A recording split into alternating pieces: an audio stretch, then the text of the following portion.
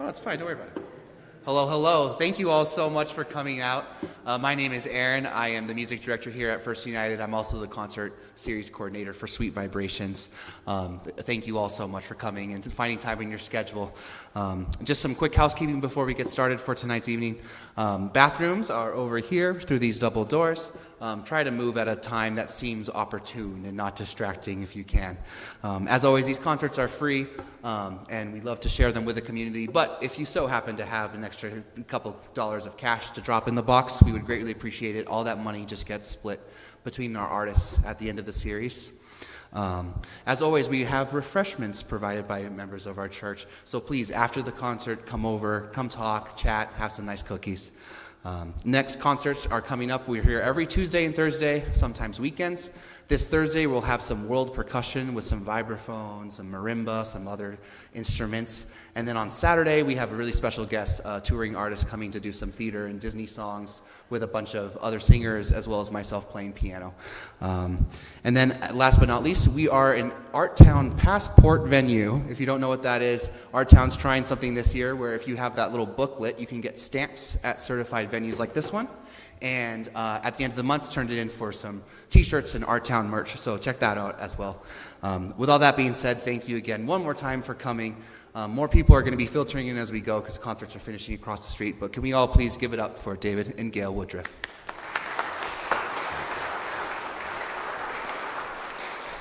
Well, thank you all very much for joining us tonight. As Aaron said, I am David Woodruff, my wife Gayle Woodruff. We are very grateful to Aaron and the Reno United First Methodist Church for allowing us to present here. Such a beautiful building. We've seen other performances here, and now we get to do it. We're very honored to do so. So, with that, tonight's program is called Unexpected Turns, Unforgettable Memories, a recollection of family road trips. We're going to share some of ours with you. They're funny, interesting, amusing, even a little hair-raising at times as well. And we hope that it actually will make you remember some of your own special memories of road trips, whether as a child or as an adult or whatever. I think we all have some of those in our library of memory, and we hope that it helps bring some of those back for you as well. So if there's one thing I learned as a child, it's that family road trips are not only an invitation to see new places, but they're also a vehicle in which to create lifelong memories.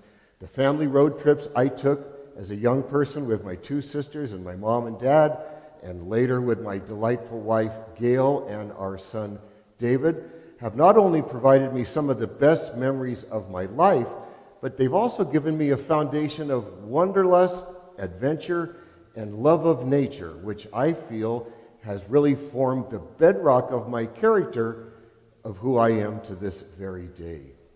So I was born and raised in Southern California, one of 5 children, though my brother and my oldest sister were quite a bit older than I was. So by the time I have much memory of things, those two were already out of the house. Now, we weren't rich by any means. My dad was an aerospace engineer, but he made enough to where we could afford to take pretty much a trip every single 3-day weekend, and of course that proverbial 2-week vacation every summer. It was usually when we kind of kicked off with Memorial Day, was the first real big trip we seemed to take every year, and more often than not, we would choose to go to Yosemite. Yosemite has very deep roots in my family, extending all the way back to my grandparents and our honeymoon before they went off, my grandfather to fight in World War I. So the usual routine would be for that, my dad would take half a day off on Friday, so we'd have the advantage of the rest of the 3-day weekend. And my mom would write a note for my sisters and I to take off by lunchtime at school. So we were usually on the road by right after lunchtime, headed up Highway 99, up through the great Central Valley of California to get up to Yosemite. So usually, my dad, he was a good driver, and I think probably he was motivated by as much as spending as little time in the car with the kids as he was trying to get up to our destination safely. So usually somewhere around Pixley in the Central Valley, a little bit south of Fresno, my dad would stop at the giant orange drive-in. I'm sure you remember those big drive-ins in the shape of the actual fruit of an orange. We'd pile out of the car. They had restrooms and they had picnic tables there. And my dad would buy one 10-ounce orange juice that us 3 kids had to share. He complained that they charged so much for that orange juice that gave us the right to not only use their restrooms, but to use one of their picnic tables as well. Now, my mom was thrifty, and she was all about trying to save money everywhere she could. So she prepared our roadside dinner before we ever left the house. So we all sat down after using the restrooms. My mom got the haute cuisine of a roadside dinner, which was hot dog surprise, which was just that the first time you ever saw it. If you've never had hot dog surprise, let me fill you in. It's heated up hot dogs, cut up small, blended with hard-boiled eggs, pickle relish, Velveeta cheese, tomato, and ketchup. And the entire concoction is blended together and then spread out after it's heated onto a hot dog bun. And then all those are wrapped in aluminum foil, ostensibly meant to keep them warm. But by the time we got to Pixley, 4 or 5 hours after my mom prepared them, well, the internal temperature was closer to a forgotten cup of coffee. But we were hungry, so we gobbled it up, argued over who drank the most of that 10 ounces of orange juice, and we were on our way, finally, to the last part of the segment from Fresno into Yosemite. By the time we got there, it was usually dark, and in those days, there weren't any reservations for the campground. My parents' favorite one was one called Camp 12. Today it's now known as North Pines. But being late on a Friday of Memorial Day weekend, no reservations, the campground was packed with people. Huge bonfires of campsites and people singing and laughing, and I don't know, maybe they were yodeling as well. Well, my mom insisted always to have a spot next to the restrooms. And with the campground packed up tighter than a jar of pickle relish, that usually meant that our tent had the door that opened right out onto the entrance of either the men's or the women's room. Well, my dad would find the site, and then he would park the car so it was parked right where the site would be, and then he turned on the high beams to illuminate the scene so he could do his work. And it also illuminated the next 10 campsites further on down from us as well. Well, we piled out of the car. We were all overjoyed to be finally in our beloved Yosemite. And just as our satisfaction and happiness was about to reach a crescendo, it began. The high-pitched whine war cry of the mosquitoes. We flailed our arms and smacking our foreheads and legs. I think we were like trying out for a play called Desperation in D minor. My mom got out the mosquito repellent and she covered us with a fog that I think was thicker than you'd find in San Francisco in June. But we had it down pat how to set things up, and within no time the tent was up, the sleeping bags unfurled, the Coleman stove or lantern was blaring forth with light, and if it wasn't too late, we'd have a campfire going and maybe a little marshmallow roasting. Soon enough, though, it was time to go to bed. My dad refused, much to Smokey Bear's chagrin, to put the fire dead out with water. He said it made it hard to light the fire the next time. He asked me incredulously, "Do you ever think John Muir put water on his fire to go out?" Well, we went to sleep, and soon enough, I went to bed, and soon enough, the entire campground became quiet. It was still as a blank piece of paper, with the only real noise was a cacophony created by one of our fellow campers when they'd use the restroom, which was right outside our tent door. We'd get up the next morning, have breakfast, and we were on our way to do most of the usual Yosemite things. We'd hike to the bottom of the various waterfalls, drive up to Glacier Point, and then, of course, a traditional visit to the Mariposa Grove of big trees, where my dad would always make sure we drove through the much-loved and much-abused Wawona Tunnel tree, that had that big part of the tree cut out so cars could drive right through it. My dad would let my mom out to go around to the exit where she would catch another photo on her Instamatic camera for posterity in our family. As much as I enjoyed seeing all those sights in Yosemite, I kept an eye on the clock. I hope we'd get back to camp in time for me to do a little river rafting on my $2 Sears and Roebuck air mattress. My mom would then prepare dinner, and she was an excellent cook when it came to outdoor meals. She'd do it on her two-burner propane stove. It was a hand-me-down. She did it on the two-burner Coleman White fuel stove. Please forgive me. That was a hand-me-down from my grandparents once my grandfather retired and they went to just moteling it. I love to think about how many meals were prepared lovingly on that wonderful piece of camp equipment. But she'd finish up dinner, we'd clean up, and then we'd grab our jackets, and my dad would break out the big 4-cell flashlight, and we would walk about 1 mile from the campground over to Curry Village, familiarly known as Camp Curry. That place has an outdoor amphitheater that can seat over 1,000 people and a nice stage in front. Every night during the summer, they have entertainment. I must admit, I wasn't that enamored when it would be the puppeteers or the mother-daughter duets or the accordion player. But I'll tell you, I liked the ranger programs that I would see there quite well. And I saw a few places on those slideshows from the ranger program that stuck with me as a kid, and I had to finally visit on a backpack trip or a hiking trip later as an adult, usually here with my wonderful wife, Gail. But it wasn't the entertainment that was the main draw there at Curry Village.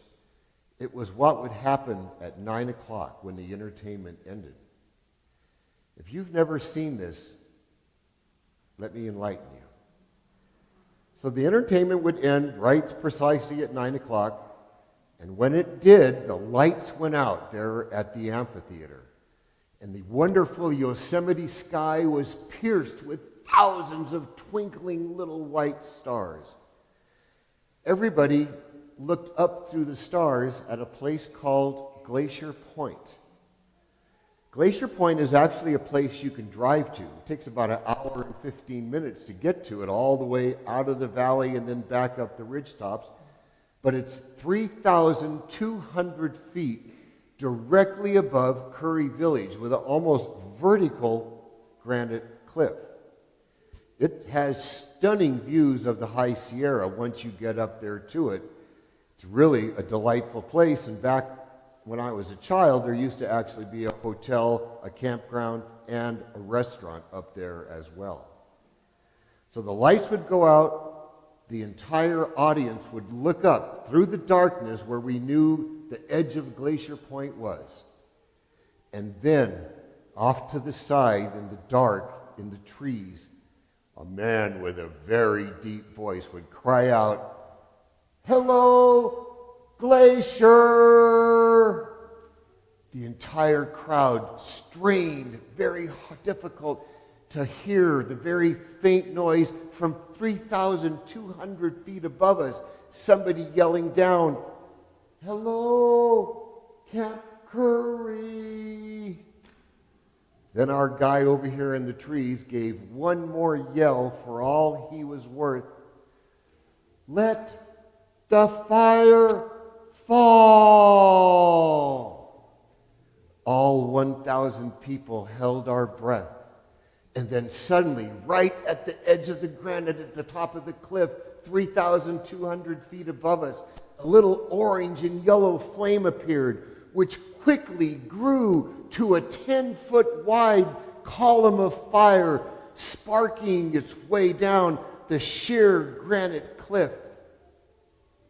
It was an absolute incredible sight. The same guy that had done the calling out would then start as the column of fire grew in length and width and in beauty. He began to sing the old 1930 song, "The Indian Love Call."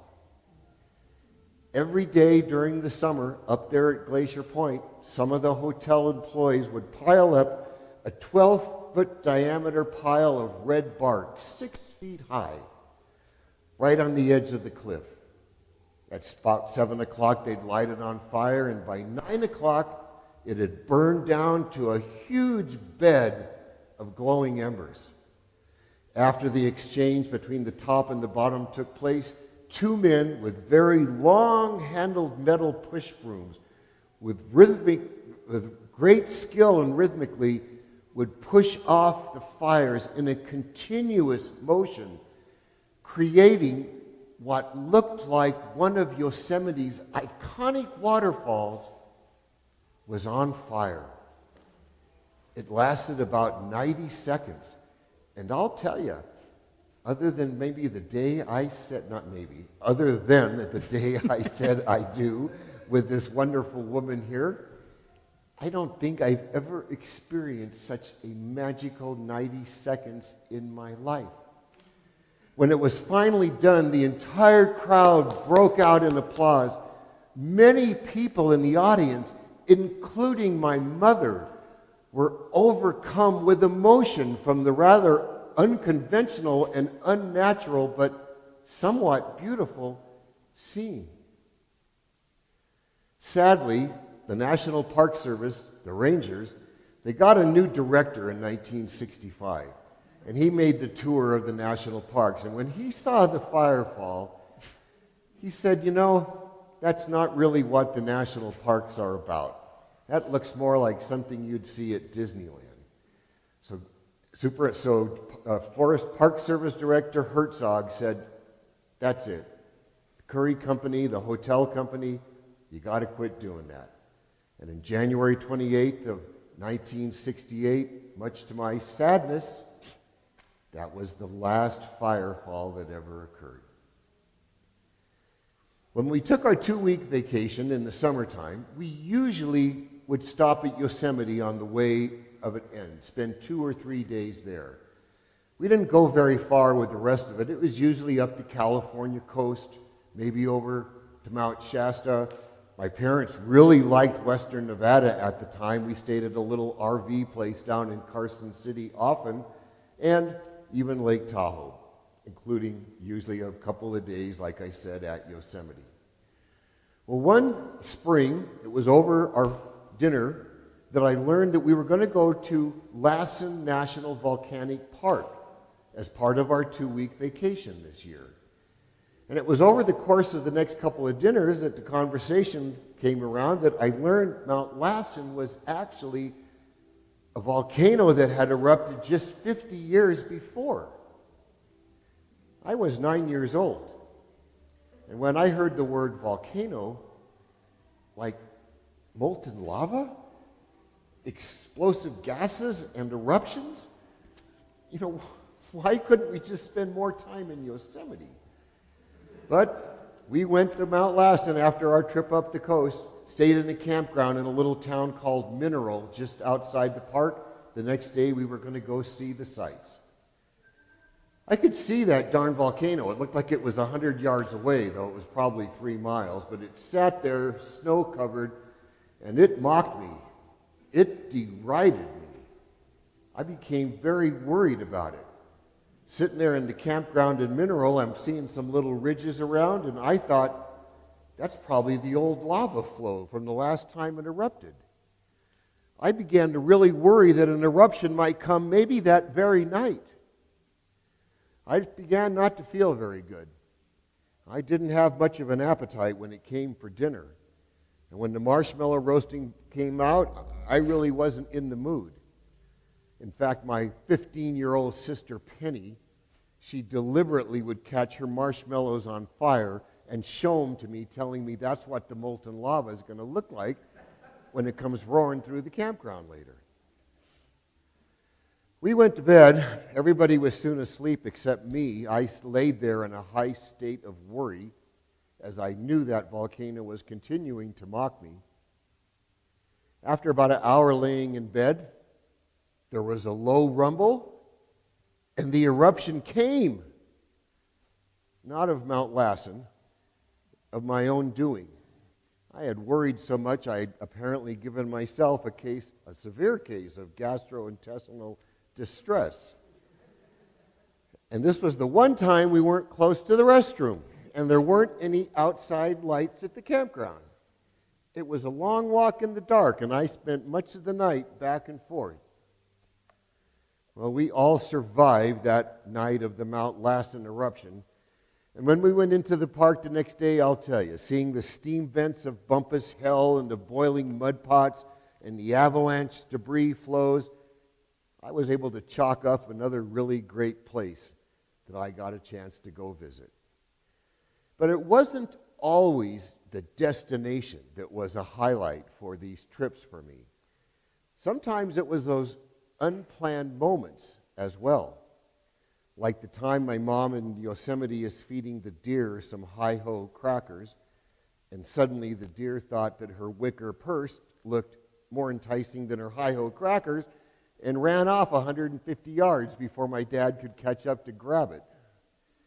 And then my dad loved to deliberately create a backfire from our car in the Wawona Tunnel in Yosemite, and we would pow through that tunnel and come out the other side.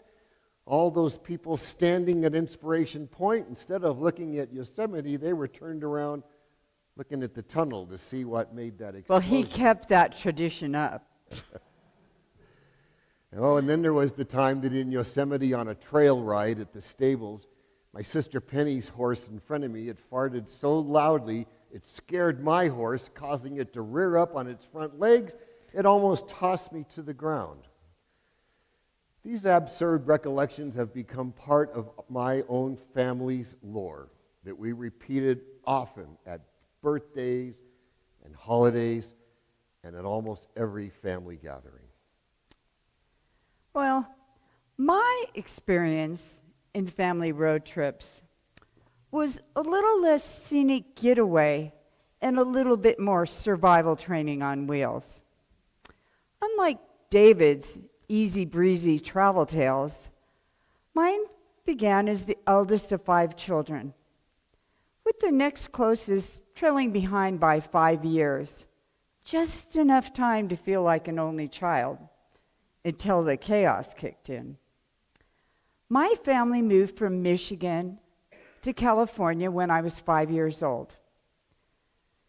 It was a 3-day nonstop odyssey in a 1954 Ford mainline with all the charm of a tin can and none of the legroom. Picture this: my mom, my dad, me, and my 6-week-old sister, and all our worldly belongings packed into that tiny little car. We looked like we were auditioning for a clown act. My sister's car bed hogged up a third of the back seat. I was wedged between her, a black and white TV, and a pile of bedding that threatened to suffocate me at every bump in the road. Well, after we got to California, our vacations, and I use that term very loosely, consisted of driving back to Michigan to see relatives. Well, these were also a 3-day nonstop endurance test on wheels in a sedan with no air conditioning, a desert water bag hanging from the grill like a sad little badge of honor, and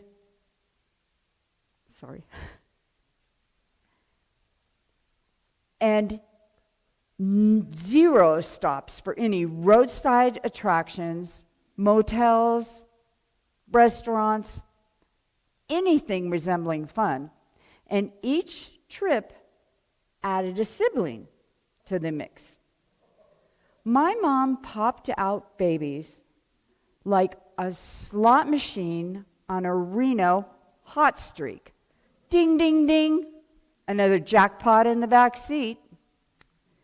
Meals, they were a culinary adventure in minimalism. We kids got 3 meals a day of peanut butter sandwiches. No jelly, because obviously that would be too extravagant. Meanwhile, my dad feasted on liverwurst and Limburger cheese sandwiches, all of which my mother had prepared all the sandwiches in advance, as though she was packing for a picnic in purgatory. She would pluck those sandwiches out of our Montgomery Ward's ice chest with all the enthusiasm one would save for pulling weeds.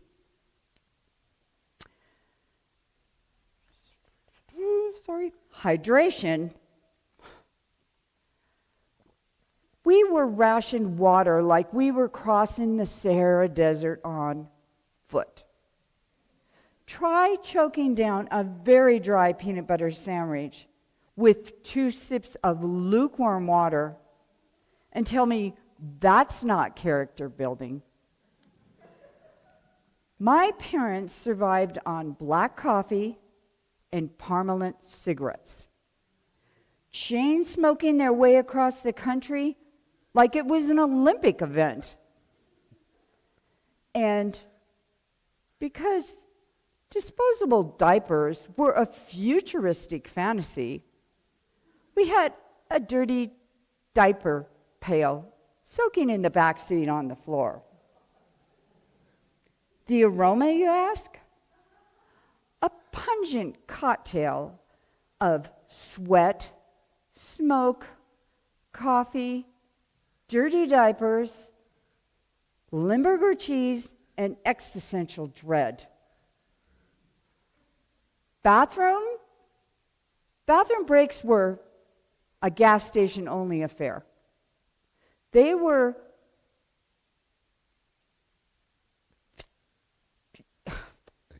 executed, thank you. Executed with all the precision of a Indy 500 pit crew. Blink and you missed your chance to pee. Suddenly then it's back in the car. I gotta go to the bathroom. Too bad. You're waiting until the next time.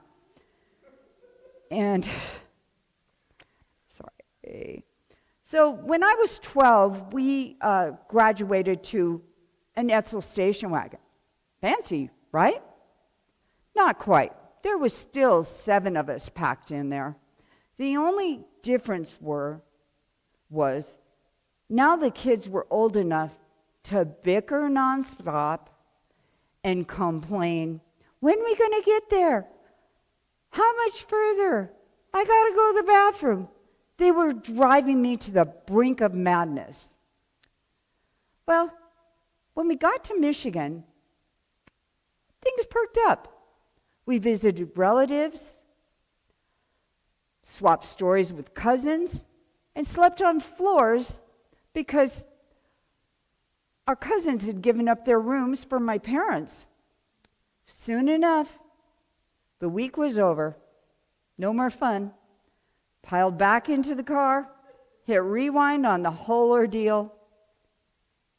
It wasn't until I met David that I knew what a real vacation felt like.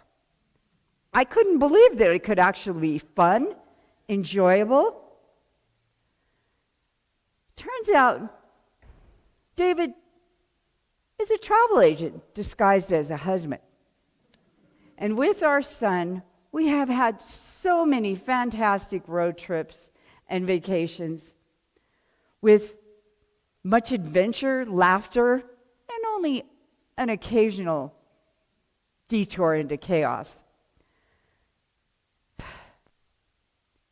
My family history of road trips, often unconventional, occasionally uncomfortable, or more often uncomfortable, frequently hilarious.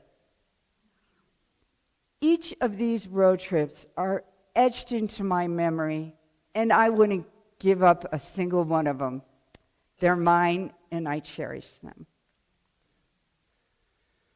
So there's one road trip that I took as a kid that rises above all others as far as memories created, lessons learned, and even close brushes with death. So it was sometime in April of 1963, over our traditional, I hope I can say this here, Catholic night dinner of fish sticks on Friday night, that I learned that this Memorial Day we were going to go to someplace new, much to my surprise and even disappointment. My mother, who was the chief architect and researcher in all of our vacations, had recently read an article in Sunset Magazine about Death Valley National Monument. And since we hadn't gone there before, and it was closer than Yosemite, she decided that that's where we should go. Now, my dad was pretty amiable. He really put up with anything, and us kids didn't get a chance to vote. So that Memorial Day, the end of May, Death Valley National Monument, it would be.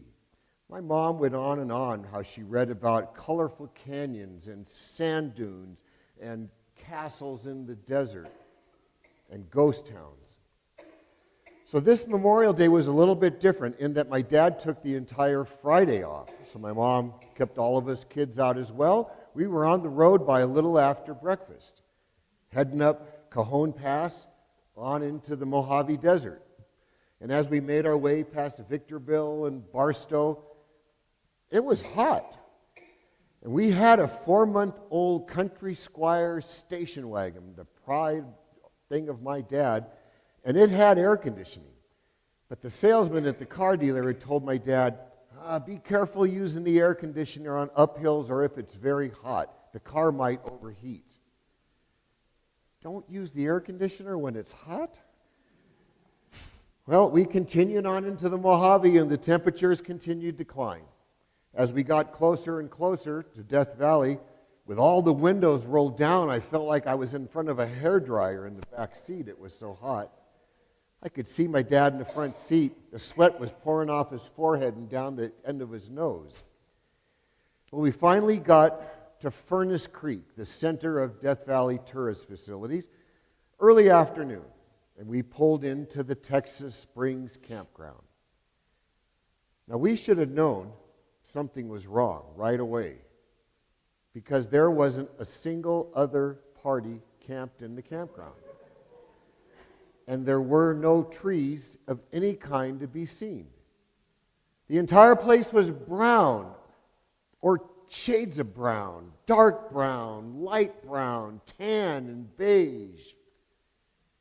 As we drove around the loops in the campground, shell-shocked by the sight of these barren, exposed campsites, experiencing a heat that none of us had ever endured before.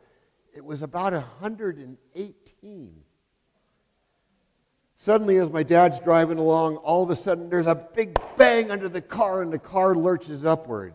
My dad says, I must have driven over a rock, and he parks the car, gets out and looks. He's back in the car within a few seconds and he declares everything is okay.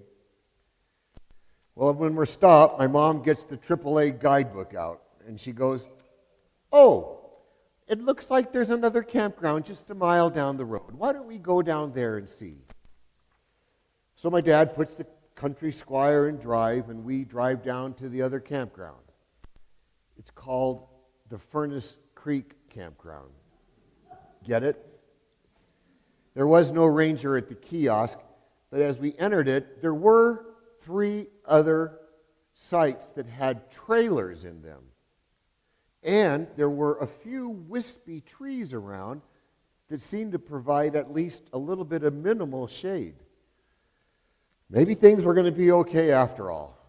My dad drove around. He found a site, much to my mother's happiness, right next to the restrooms. And it had 2 of those little wispy trees that I learned later were called tamarisk trees.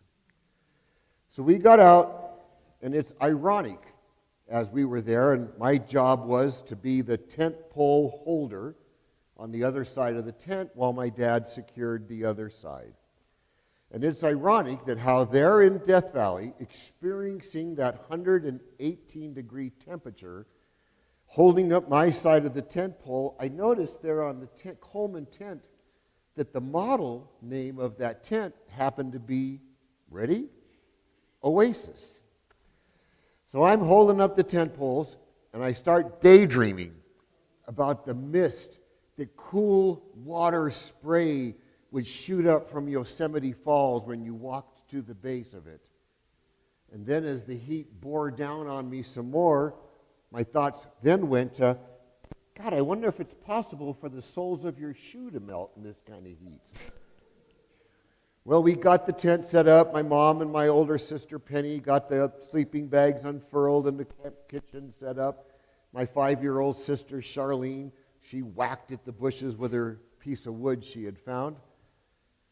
And by 4:30 or so, we were all done, I guess, and ready to go. Well, Penny went over to the restrooms, and she came back and complained bitterly that the cold water faucet had like hot water coming out of it. With nothing else to do besides stew about things, literally and figuratively, my mom began to cook dinner. And that night was going to be her famous Hungarian goulash. So she got the camp stove started, and I will never forget to this day the sight of my mother standing over that stove. Now, my mom was a wonderful lady, but she was someone that never shied away from wearing her heart on her sleeve. In fact, she had woven that trait into a finely tuned art form. I can remember it as if it was yesterday. She standing over the 2-burner stove, boiling pasta on one side, frying up some ground beef on the other. Her face is beet red. I have never seen her look so miserable. And that was saying something. Well, after a bit, and she's continuing to cook, she goes, if only there was a breath of air, just a little breeze. And she repeated her desire a couple of more times while cooking, and then again during the cleanup. Well, we ate our dinner, and that night, there was no ranger program. There was no firefall. And we, with the temperatures being that way, even though there was a fire ring, we had no fire. In fact, the only entertainment were the large horseflies that if they landed on you, actually took a chunk of skin and left a little blood mark. Finally, by 8:30, it was dark enough we convinced ourselves it was time to go to bed, though I think it was still about 100 degrees outside. So we got into the tent, laid on top of our sleeping bags, and we were sweating. We were sweating like a fat kid playing dodgeball. It occurred to me that I don't think I've ever was sweating when I tried to go to sleep. We laid there about an hour, and then came a noise. Far off in the distance, you could barely hear it. It sounded like Mother Nature trying to tell a secret from far away. Then it grew a little louder. Sounded like a baby down the hallway in another room softly crying. And then the noise grew into the sound of like a freight train that had no intention of stopping.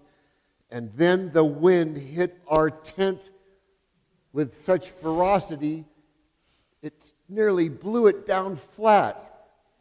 It was shaking violently around, and suddenly one side of the tent went down. My little sister Charlene is crying. My mom yells out, "Harry, do something!" My dad gets out of the tent, and I hear him immediately curse. He gets back in, and he said the one side has had bent tent poles. Everybody out of the tent. The 2 sisters and I get in the back of the station wagon. My mom slams the door and says, "You kids wait here." They go back. They're back within about a minute with the sleeping bags. My mom cleans out the back of the station wagon, and she goes, "You kids sleep here tonight." And she goes back to the tent with my dad to tough it out. I can see in the darkness the one side it's waving around like a homecoming queen at a high school parade. It's still hot, and Penny and I roll down the windows in the country squire to let a little air in, but soon the sand and dust is coming in the car. We have no choice but to roll them back up. When I wake up, the wind has stopped, but it's still hot. My mom breaks out breakfast, and we had stopped at the Winchell's in Barstow, the Winchell's Donuts, on the way up the morning before, and I was pretty excited because I love donuts, and the thought of some kind of a good time was at least temporarily restored. But after those donuts had sat all day before in Death Valley's 110-degree temperature, in humidity that approaches 3%, well, they weren't much more distinguishable than the rocks in the nearby desert. We went over to the camp store. My dad was able to find some clothesline that he brought back to the campsite, and he was able to tie up the one side of the tent to the tamarisk tree. It wasn't pretty, but at least the whole tent was partially upright. My mom made sandwiches because our itinerary that day was to the ghost town of Skidoo, about 50 miles away.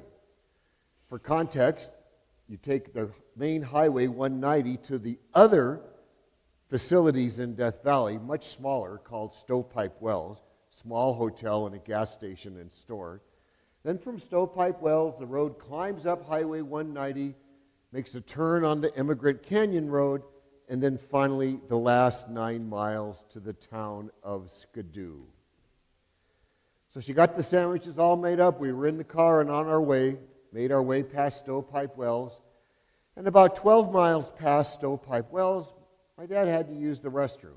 And conveniently, there's actually a small ranger station and a restroom at the 12-mile point past Stovepipe Wells.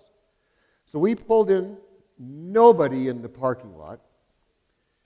We all get out, use the facilities, and within minutes, 4 of us, everybody except my dad, were back in the car. My dad could take a little bit of time, and we knew that, so we sat down and waited patiently. But while we were waiting, suddenly the quietness of the desert was interrupted by the unmistakable mechanical thunder of several Harley Davidsons. In come 8 leather-clad men on these roaring black bikes, and they parked 20 feet in front of us. The guy that was in the front gets off his bike and he turns and looks at the car. He sees my 15-year-old sister Penny in the back, and he gives her this great big couple of teeth missing smile. My mom, who I told you earlier about a little drama to every situation, she quietly calls out in the car, "Oh my gosh, they're Hell's Angels! Penny!" And she reaches around to the back. Get down on the floor right now!" She shoves my sister Penny towards the floor of the back seat. Cool, I had never seen Hell's Angels before as they stood there and all smoking their cigarettes.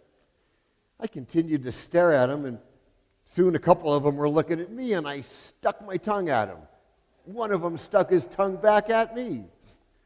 Meanwhile, my mom starts to tremble, and she goes, oh my gosh, Penny, stay down, Penny, stay down."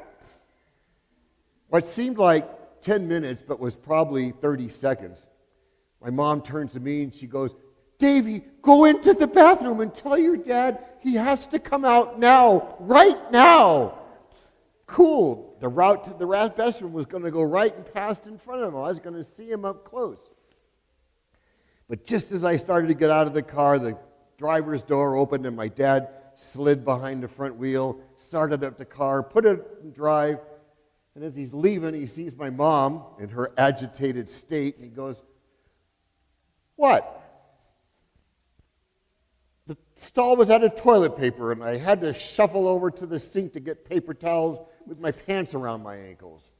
Sometimes these things just take a little bit. My mom goes, Your daughter was almost raped back there, and all you can think about is running out of toilet paper? My dad throws on the brakes. What? Raped? My mom says, don't stop, keep going. In case you didn't notice, those were Hell's Angels back there. And when they drove in here and you were in the bathroom, it was just us in the car. I thought they were going to kidnap Penny and put her on the back of a motorcycle and ride off with her. My dad goes, well, did they say anything? Did they come over to the car? Before my mom could answer, I tattled, no, they just stood there and smoked their cigarettes. Well, we continued along. Penny put herself back in order. My mom regained her composure. And it was cool because I thought maybe it was the fact that I'd shown so much courage by sticking my tongue out that I had foiled their dastardly plan. We continued along in silence, eventually arriving at the turnoff for Skidoo. Now, my mom had read in the guidebook that the last 9 miles to Skidoo was on a secondary road. But what she didn't know was that that secondary road was a dirt road. Now, the Woodruff family is not a dirt road driving family, especially in the 4-month-old country squire. So when my dad pulled up and saw it was a dirt road, he once again slammed on the brakes. My little sister Charlene catapulted to the floor in the back seat. My dad turns to my mom, you didn't tell me it was a dirt road. My mom goes, well, it doesn't say anything about a dirt road, just a secondary road. Was this going to be the moment the Woodruff family's dirt road virginity was broken, or the beginning of divorce proceedings for my parents? My mom goes, we've come all this way, and it's a lot cooler up here. It's over 5,000 feet. I don't want to go back to that Hades of a campground. Just go slow and take it easy. You'll be fine. More spurious words were probably never spoken since one of General Custer's guides told him there's just a handful of Sioux parked at Little Bighorn there. My dad eases it onto the dirt road. There's a sign that puts us on notice. Site of Skidoo, 9 miles, no services. We start our way along. The road is so washboarded, I think we could have walked faster than my dad was driving it. He complained that if he drove any faster, it would shake his false teeth out of his mouth. We continued along, going along. My mom, in her attempts to distract us from the tedium, read about the history of Skidoo, including the fact there was a bad guy named Hooch Simpson back in 1908 that the townsfolk had hung twice. My dad was not happy, and he's calling out the odometer as it's turning like a scientist back at Cape Canaveral on an Apollo countdown. 2.3, 2.4, 2.5. We were about 4 miles in. We hadn't seen anybody since the Hells Angels at the campground, at the rest area.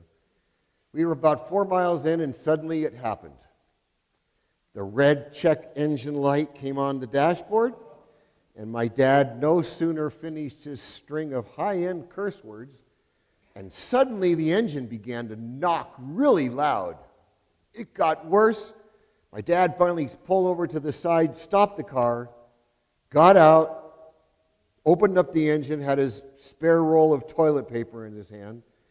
He walked over to the open window on my mom's side about a minute later, and he goes, "The car is out of oil." And my mom goes, "Well, how did that happen? Did you not fill it up at the last gas station?" My dad huffs, walks back over, fiddles around a little bit more, closes the hood, and comes back and tells us, "The car is out of oil and I can't run the engine. But I think I remember it. It's all downhill to Stovepipe Wells." He said rather confidently, "I'm going to turn the car around, turn off the engine, put it in neutral, and we're going to coast the 30 miles down to Stovepipe Wells." My mom goes, "Well, are you planning on stopping on the way for lunch, or should I get the sandwiches out now?" My dad says, no, I'm not planning to stop. Get the sandwiches out.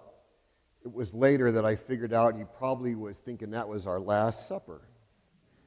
So he starts up the car, it clanks violently, gets it turned around, pointed downhill, turns the engine off, puts it in neutral, and we start coasting. Pretty soon, that washboarded road, as my dad's trying hard to keep the car going somewhat slow, it's shaking the car so violently now my mom goes, Harry, slow down. My dad goes, I can't. Without the engine going, there's no hydraulic boost for the power brakes. It's all I can do to apply even minimal pressure to them. And the power steering doesn't work either. Normally, us kids didn't pay much attention to the act of driving, but it was clear that this wasn't going to be no ordinary trip.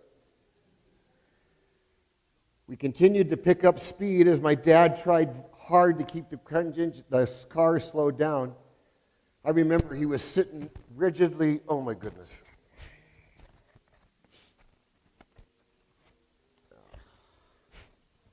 Sorry. Do you want help? He was sitting rigidly upright in the car so he could better apply some kind of pressure to the brake pedal.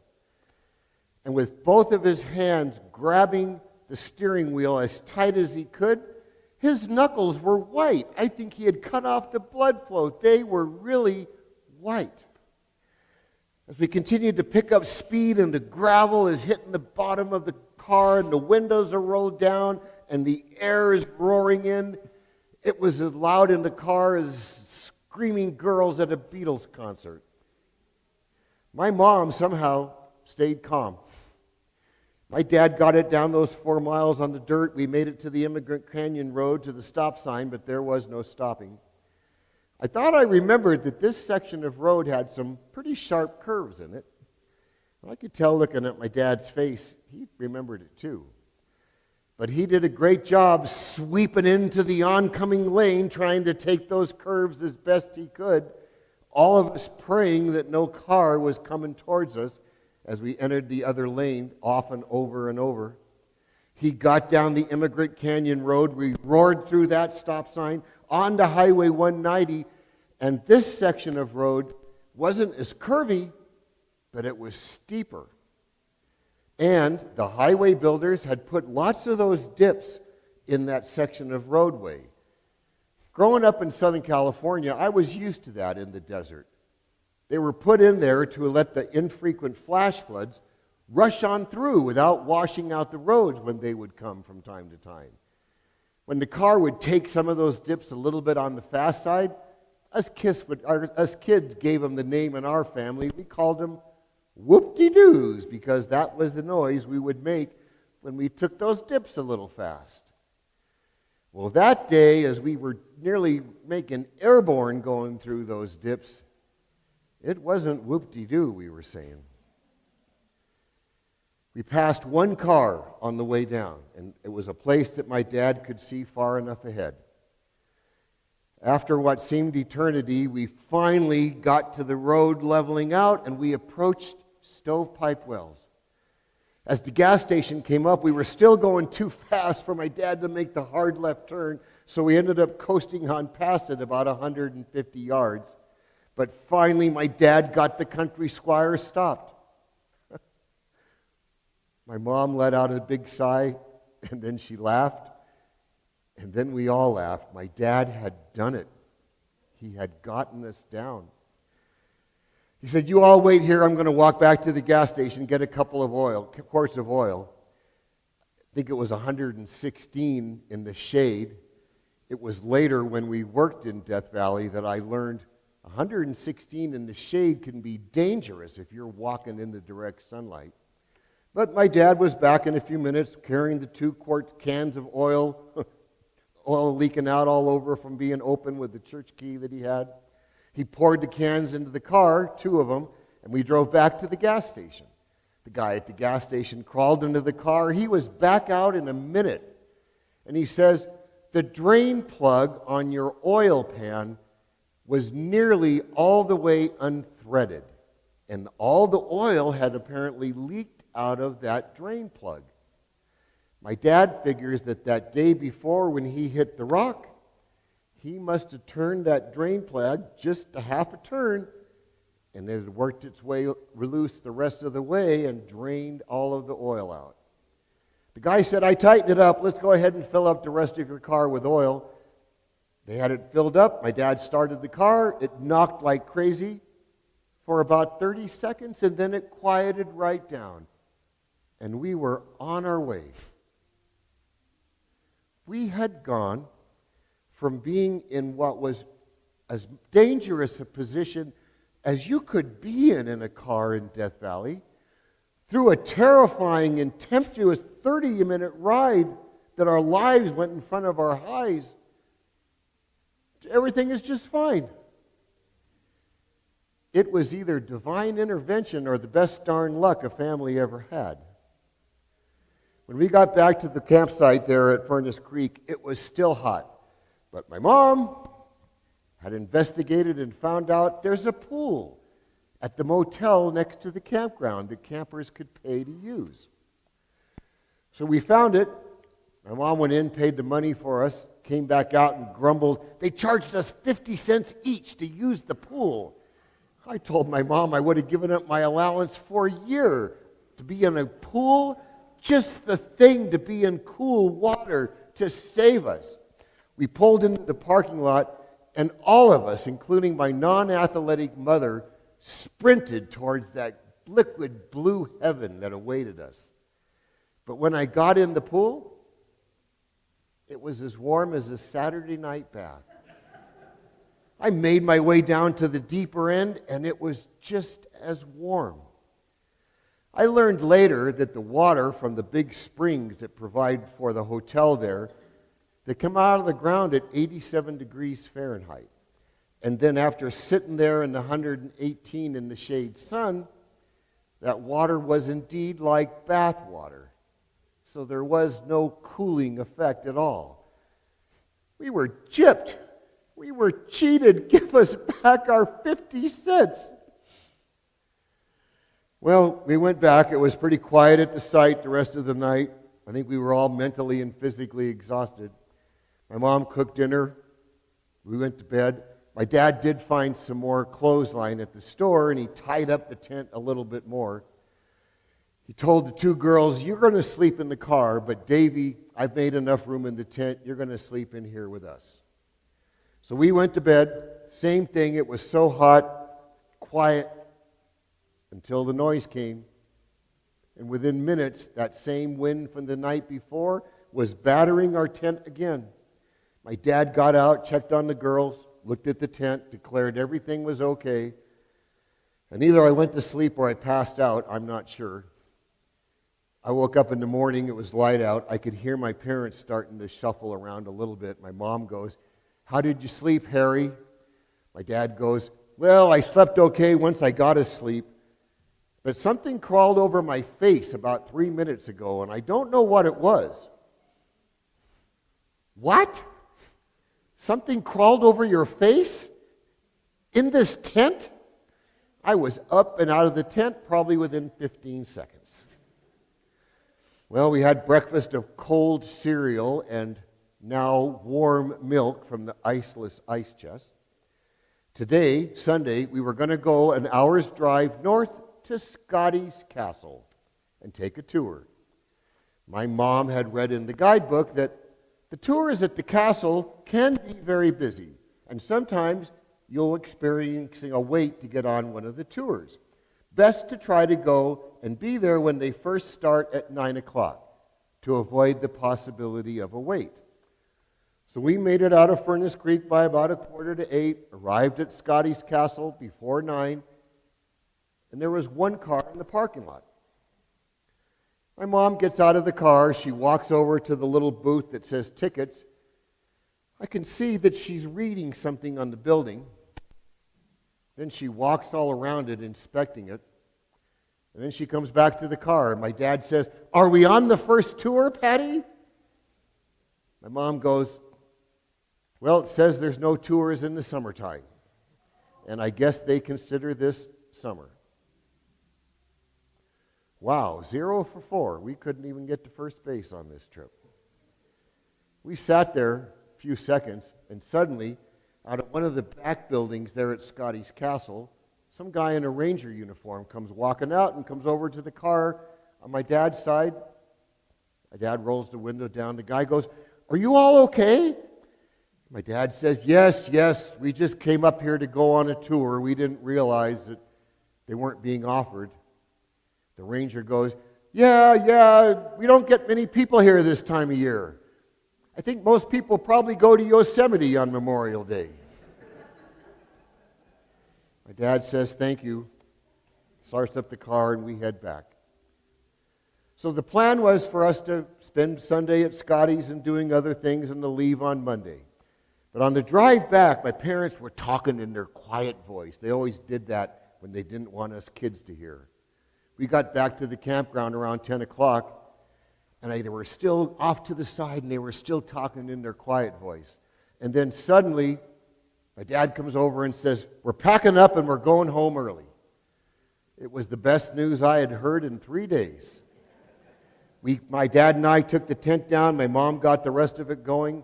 In the process of getting the tent packed up while my dad was bent down, he actually ripped the seam in his pants.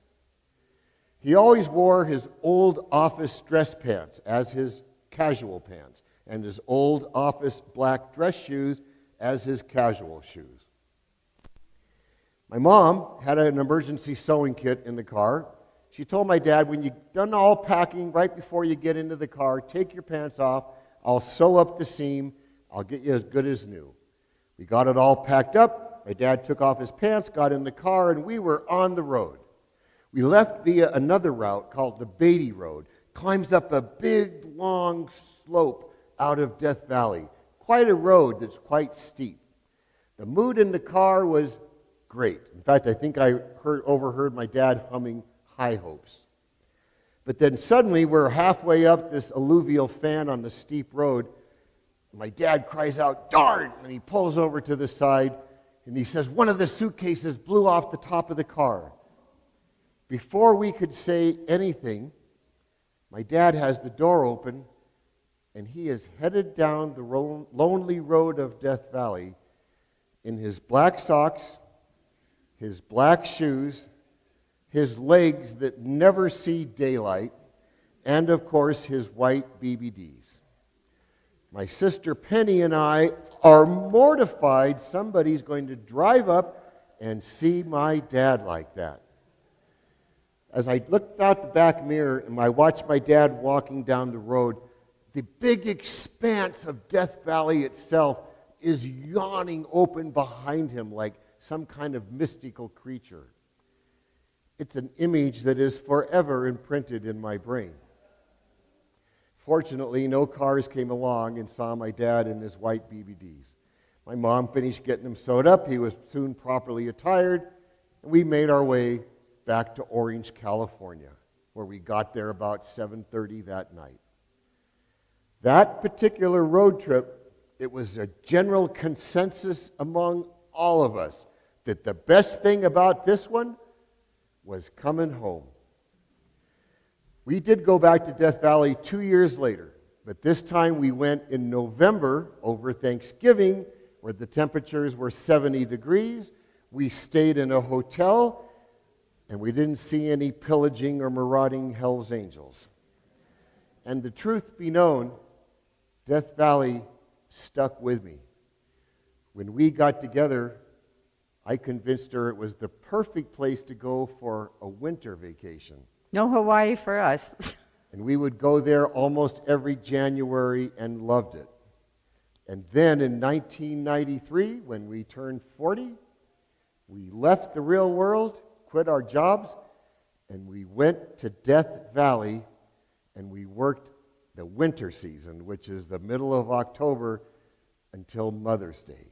We almost had to make it till Memorial Day. And it's even the subject of 2 different history books that we've written as well. So ultimately, these family road trips, I guess I consider them my boot camp for life. It taught me how to find joy in the journey comedy in calamity, courage in the face of desert hurricanes or suspectable Hell's Angels, and the wisdom to always find humor and to deal with every single difficult life curve or detour that would come up as I made the journeys of life. They created memories that I will take to my grave, and I hold them very, very dear. So here is to our collective memory of family road trips. May we always have them remind us that life is much like an out-of-tune symphony. It might be imperfect, but somehow it's always beautiful. Thank you so very much.